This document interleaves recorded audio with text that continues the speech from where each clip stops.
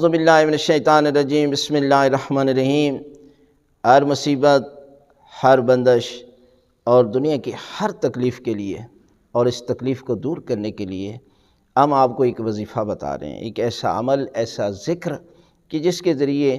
آپ تمام مصیبتوں سے، تمام پریشانیوں سے جو ہے وہ محفوظ رہ جائیں گے۔ وہ ہے آیت کریمہ، یعنی آیت کریمہ وہ دعا ہے، وہ ذکر ہے جو حضرت یونس علیہ السلام نبی نے مچھلی کے پیٹ میں اس ذکر کی تلاوت کی، اور پروردگار نے انہیں اس مچھلی کے پیٹ میں محفوظ رکھا اور آپ کو نجات عطا فرمائی۔ وہ ذکر ہے لا الہ الا انت سبحانک انی کنت من الظالمین۔ اس ذکر کی تلاوت جو ہے وہ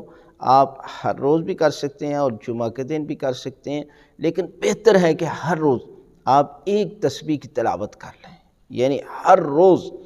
ایک تسبیح کی تلاوت کریں گے تو پروردگار آپ کو تمام مصیبتوں، تمام پریشانیوں اور تمام تکلیفوں سے دور کر دے گا، اور آپ کی دعا اور ذکر، کوئی بھی آپ کی دعا ہے تو پروردگار اس دعا کو اپنی بارگاہ میں قبول فرمائے گا۔